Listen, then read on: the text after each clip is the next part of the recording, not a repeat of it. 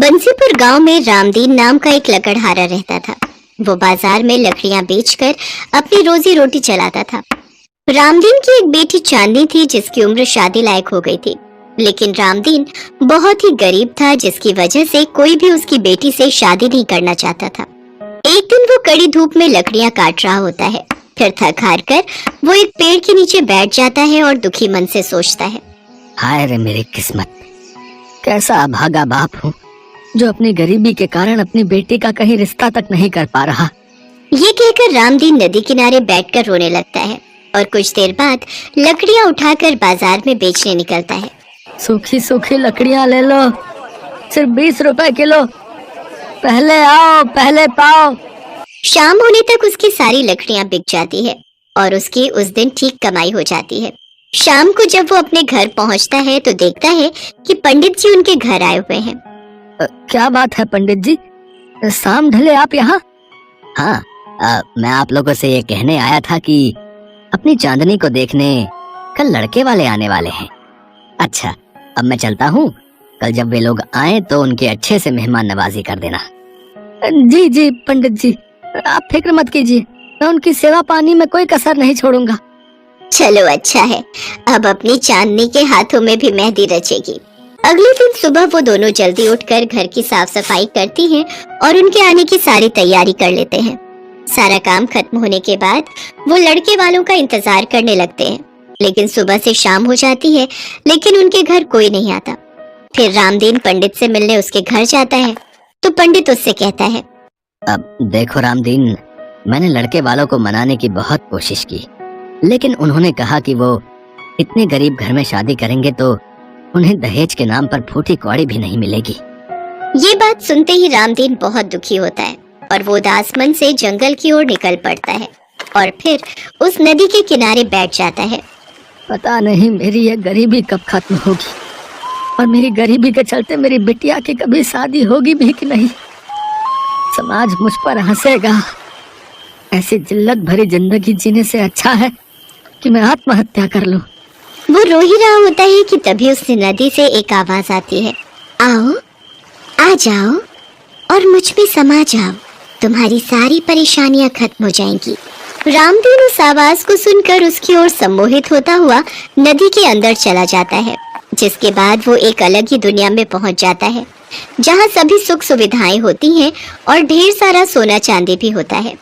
मुझे तो अपनी आंखों पर विश्वास नहीं हो रहा, इतनी बेहिसाब दौलत, क्या ये सच है या कहीं मैं कोई सपना तो नहीं देख रहा? तभी वहाँ पर एक देवता प्रकट होते हैं और कहते हैं, रामदीन, तुम बहुत ही नेक दिल इंसान हो। मैं तुम्हारी सभी परेशानियों के बारे में जानता हूँ, इसलिए मैं तुम्हारी मदद करना चाहता हूँ। आज से तुम अपने परिवार के साथ इस जादुई नदी में रह सकते हो और अपनी बेटी की शादी भी यहाँ कर सकते हो। साथ ही यहाँ रखे हीरे जवाहरात भी सब तुम्हारे ही हैं। रामदीन बहुत खुश होता है और वो जल्दी से नदी से बाहर आकर अपने घर जाता है और अपनी पत्नी और बेटी से कहता है, चलो अब हम सब एक पल यहाँ नहीं रहेंगे, मुझे हमारी सभी परेशानियों का हल मिल गया है। लेकिन कहाँ, बताइए तो सही। चलो मेरे साथ सब बताता हूँ। रामदीन अपनी पत्नी और बेटी को नदी पर लेकर आता है और वो उन्हें अपने साथ नदी के अंदर चलने को कहता है, लेकिन वो दोनों उसकी बात नहीं मानते। तभी उसकी बेटी चांदनी उससे कहती है, बाबूजी, मुझे लगता है आपने मेरी शादी को लेकर बहुत टेंशन ले रखी है, जिस वजह से आप आत्महत्या करना चाहते हो। साथ ही हम दोनों को भी आत्महत्या के लिए मजबूर कर रहे हो। नहीं मेरी बच्ची, मैं कभी ऐसा नहीं कर सकता। अगर तुझे मुझ पर जरा भी भरोसा है तो पकड़ मेरा हाथ और चल मेरे साथ नदी में। रामदीन अपनी पत्नी और बेटी का हाथ पकड़कर उन्हें अपने साथ नदी के अंदर ले जाता है, जिसके बाद वो नदी के अंदर इतने सारे हीरे जवाहरात देखकर वो दोनों भी हैरान रह जाती हैं। अब से हम तीनों यहीं रहेंगे और तुम देखना बेटिया, तेरी शादी मैं ऐसे करवाऊंगा जैसे किसी ने नहीं करवाई होगी। उस दिन के बाद से रामदीन अपने परिवार के साथ नदी के अंदर ही रहने लगता है। कई दिन ऐसे ही बीत जाते हैं। फिर एक दिन रामदीन नदी से निकलकर पंडित जी से मिलने जाता है। पंडित जी, मेरी बेटी के लिए आप अच्छे से अच्छा घर ढूंढो। उन लोगों की जितनी मांग होगी वो मैं पूरी करूंगा। अरे रामदीन, तेरे हाथ कहीं कोई खजाना तो नहीं लग गया? बस ऐसा ही समझिए पंडित जी, ऊपर वाले की मेहर हम पर बरसी है। अब मैं अपनी चांदनी की शादी बहुत धूमधाम से करूंगा और लड़के वालों की हर मांग पूरी करूंगा। उसकी बात सुनकर पंडित रामदीन को उदय और उसके परिवार वालों से मिलवा देता है। रामदीन उनसे कहता है, देखिए, मैं अपनी बेटी की शादी बड़े ही धूमधाम से करना चाहता हूँ, लेकिन मेरी एक शर्त है। मैं अपनी बेटी की शादी नदी के अंदर करना चाहता हूँ। उसकी बातें सुनकर उदय और उसके परिवार वाले हैरान रह जाते हैं। अब क्या नदी में शादी? लेकिन ये कैसे संभव है जी? वो सब चिंता आप मत करिए, आप लोग तो बस बारात लाने की तैयारी कीजिए। रामदीन नदी में जाकर ये सारी बात चांदनी और उसकी माँ को बताता है। दोनों बड़ी खुश होती हैं। फिर अगले ही दिन रामदीन उस नदी में से सोने के सिक्के लेकर चांदनी के लिए लहंगा लेने जाता है और सबसे महंगा लहंगा खरीदकर नदी में वापस लौट आता है। चांदनी को लहंगा देते हुए वो कहता है, ये ले बेटी, तेरी शादी का जोड़ा। इसे पहनकर मेरी परी बिल्कुल राजकुमारी लगेगी, राजकुमारी। अब जाओ और अपनी शादी के लिए तैयार हो जाओ। रामदीन शादी की सारी तैयारियां कर लेता है। उधर उदय भी बारात लेकर नदी के पास पहुंच जाता है और नदी के बहाव को देखकर उदय कहता है, हे भगवान, हम लोग नदी में कैसे जाएंगे? तभी वहाँ रामदीन पहुंच जाता है और उन लोगों से कहता है, घबराइए मत, ये कोई मामूली नदी नहीं है, बल्कि एक जादुई नदी है।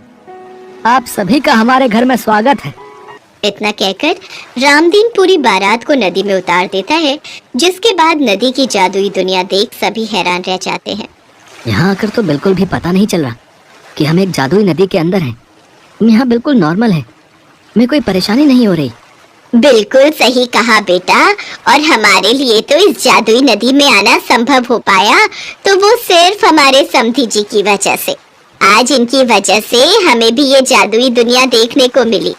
इसके बाद उदय और चांदनी की शादी बड़े ही धूमधाम से हो जाती है। गाजे बाजे के साथ सभी बाराती नाच रहे होते हैं। शादी के बाद उदय रामदीन से कहता है, बाबूजी, मैं इस जादुई नदी को छोड़कर कहीं नहीं जाना चाहता। जी चाहता है बस इसी जादुई नदी में सदैव के लिए रह लूं। बाबूजी, यहाँ से तो मैं भी नहीं जाना चाहती। क्या हम दोनों यहीं रह सकते हैं? हाँ मेरे बच्चों, तुम दोनों सदा के लिए यहाँ रह सकते हो, हमारे पास। इसके बाद वो दोनों रामदीन और उसकी पत्नी के साथ वहीं रहने लगते हैं और खुशी खुशी अपनी जिंदगी व्यतीत करते हैं। एक समय की बात है, किसी जंगल के किनारे मंगल नाम का एक लकड़हारा अपनी पत्नी और बेटी के साथ एक झोपड़ी में रहता था। वो रोजाना सुबह जंगल में जाता और लकड़ियां काटकर शाम को वापस लौटता। एक दिन उसकी बेटी सुगंधा उससे बोली, बाबा, आपने कहा था आप मुझे जंगल दिखाने ले जाओगे, पर आप मुझे अभी तक जंगल दिखाने नहीं ले गए। हाँ कहा तो था, पर बेटिया जंगल खतरनाक जंगली जानवरों से भरा हुआ है और वहाँ शेर भी रहते हैं। देखो ना माँ, बाबा हमेशा मुझे ऐसे ही टाल देते हैं। मैं घर पर बैठे बैठे ऊब जाती हूँ। आज तो तुम इसे जंगल ले ही जाओ, नहीं तो सारा दिन मेरा दिमाग खराब करती रहेगी। अच्छा ठीक है बेटिया, आज तू भी जंगल देख ले, पर अपना ध्यान रखना बिटिया, अपने बाबा के साथ ही रहना। माँ तुम चिंता मत करो, मैं बाबा के साथ ही रहूंगी। सुगंधा खुशी खुशी अपने बाबा के साथ जंगल चली जाती है और चलते चलते दोनों बातें करने लग जाते हैं। बाबा, आप रोज जंगल आते हो क्या? आपने यहाँ कभी जंगली जानवर नहीं देखे? देखे हैं, मगर रात में। और अब तो मैं इतना सतर्क रहता हूँ कि जानवरों की आवाज सुनकर इस जंगल से बाहर आ जाता हूँ। अच्छा, फिर तो हमें जंगल में बहुत सतर्क रहने की जरूरत है ना बाबा? हाँ बेटिया। कुछ देर बाद सुगंधा और मंगल दोनों जंगल पहुँच जाते हैं। सुगंधा तुम यहीं बैठो, मैं लकड़ी काट लेता हूँ। ये जंगल कितना खूबसूरत है ना बाबा? बेटी, ये जंगल जितना खूबसूरत है उतना ही खूंखार और जंगली जानवरों से भरा हुआ है। बाबा, मुझे प्यास लगी है, मैं वो सामने नदी से पानी पीकर आती हूँ। ठीक है, संभल कर जाना। अक्सर जंगली जानवर नदी पर पानी पीने आते हैं। तुम्हें जैसे ही कोई जंगली जानवर की आवाज सुनाई दे तो लौट आना। ठीक है बाबा। सुगंधा नदी से पानी पीने लगती है और कुछ देर पानी पीने के बाद नदी के किनारे ही एक पत्थर पर बैठ जाती है और जंगल की खूबसूरती को निहारने लगती है। तभी नदी के उस पार एक शेर पानी पीने आता है। वो सुगंधा को देखता है और उसके सौंदर्य को निहारता रहता है। कितनी सुंदर कन्या है ये क्या हो रहा है गुरु? ये तुमने क्या किया? तुम्हारी आवाज सुनकर वो सुंदरी भाग गई। माफ कर दो गुरु, मुझे क्या पता था वो डर जाएगी। अब क्या करूं? मुझे वो सुंदरी बहुत अच्छी लगी थी, अब वो मुझे कैसे मिलेगी? करना क्या है? अगर आपको वो लड़की इतनी पसंद है तो उसके पिता से शादी के लिए उसका हाथ मांग लो। ये तुम कैसी बातें कर रही हो? कोई इंसान भला अपनी लड़की की शादी एक शेर से कैसे करवा सकता है? अरे गुरु, तुम नहीं जानते कि तुम क्या चीज हो। इंसान कितना भी बड़ा बलवान क्यों ना हो, शेर के सामने कमजोर ही रहता है। तो क्या वो लड़की सचमुच मेरी पत्नी बन सकती है? आप हाँ तो बोलो। हम सब जंगली जानवर आपके साथ उस लड़की के घर चलेंगे, फिर देखते हैं वो लड़की आपके साथ शादी कैसे नहीं करती। ठीक है, फिर तुम जंगल के सभी खूंखार जानवरों को अपने साथ ले चलो। लोमड़ी ने जंगल में एक सभा बुलाई और सारे जंगली जानवर उस सभा में एकत्रित हो गए। हमारे महाराज शेर को एक इंसानी लड़की से प्यार हो गया है और ये उससे शादी करना चाहते हैं। इंसान की शादी एक शेर से? क्यों, तुम्हें कोई आपत्ति है? नहीं नहीं, मुझे क्या परेशानी होगी। तो फिर ठीक है, ये बात तय हो गई कि हम सब जानवर शेर महाराज की शादी का प्रस्ताव लेकर लकड़हारे के घर कल सुबह ही पहुँचेंगे। नहीं नहीं, अगर हम सब जानवर एक साथ लकड़हारे के घर पहुँचे तो वो हमें देखकर डर जाएंगे। बेहतर यही होगा कि शेर महाराज स्वयं अपनी शादी का प्रस्ताव लेकर जाए। ठीक है, मैं तैयार हूँ। सभी जंगली जानवरों ने हाथी की बात पर सहमति जताई और तय हो गया कि शेर महाराज अपना रिश्ता लेकर उस लड़की के घर जाएंगे। अगली सुबह शेर और लोमड़ी लकड़हारे के घर पहुँचे। लकड़हारे के परिवार ने शेर को देखा और वो डर कर कांपने लगा। डर कर भागने की कोई जरूरत नहीं है, शेर महाराज तुम सबको कुछ नहीं कहेंगे। ये तो तुम्हारी बेटी का हाथ मांगने आए हैं। क्या मेरी बेटी से शादी? हाँ, उस दिन जंगल में मैंने तुम्हारी बेटी को देखा था और मैं इसकी सुंदरता पर मोहित हो गया था, इसलिए मैं तुम्हारी बेटी से शादी करना चाहता हूँ। मैं इसे जंगल की महारानी बनाकर रखूंगा। इसकी बातों को सुनकर सुगंधा डर जाती है। मंगल भी घबरा जाता है, पर उस वक्त अपने होश पर काबू रखना उसकी जरूरत थी। उसे अपनी बेटी को शेर से बचाना था। ये क्या मुसीबत है? अब मैं शेर से अपनी बेटी को कैसे बचाऊं? मुझे इसी वक्त कोई तरकीब सोचनी होगी। हाँ, ये ठीक रहेगा। यही तरीका है अपनी बेटी सुगंधा को बचाने का। सुनो जी, तुम क्या सोच रहे हो? हमारे सामने शेर खड़ा है, जल्दी कुछ करो, अपनी बेटी को बचाओ, कुछ सोचो। मुझे उपाय मिल गया है, तुम परेशान मत हो। बाबा, मुझे शेर से डर लग रहा है। शेर महाराज, आपने तो खुद देखा है कि मेरी बेटी आपसे कितना डरती है। मेरे बोलने का मतलब ये नहीं है कि आप डरावने दिखते हैं, पर आप इंसानों के लिए बहुत ही खतरनाक हैं। अगर आप अपने दांत और नाखूनों का त्याग कर देते हैं तो मैं आपको अपना दामाद स्वीकार कर लूंगा। मंगल की बात सुनकर शेर सोच में पड़ गया और वो लोमड़ी के साथ वापस जंगल आ गया। शेर ने लौटकर सारी बात जंगली जानवरों को बताई। महाराज, ये बात तो बिल्कुल सही है। आपको देखकर तो जंगली जानवर भी डरते हैं, फिर वो तो एक बेचारी लड़की है। वो आपके तेज नुकीले दांत और नाखून देखकर तो डर ही जाएगी ना। महाराज, अगर आपको उस लड़की से शादी करनी है तो आपको अपने दांत और नाखूनों को त्यागना ही होगा। ठीक है, मैं तैयार हूँ। तुम सब मिलकर मेरे नाखून और दांत तोड़ दो। उस दिन सभी जंगली जानवरों ने मिलकर शेर के दांत और नाखून उखाड़ दिए। शेर दर्द से चिल्ला रहा था, पर शेर भी सच्चा आशिक था। उस लड़की के लिए उसने अपने सारे नाखून और दांत उखड़वा दिए। अगली सुबह शेर और लोमड़ी वापस लकड़हारे के घर पहुँचे। अब मैं अपने दांत और नाखून दोनों त्याग कर आया हूँ। अब तुम अपनी बेटी की शादी मुझसे करवा दो। मंगल ने शेर को अच्छी तरह से जांचा कि कहीं उसके कोई नाखून या दांत रह तो नहीं गया है।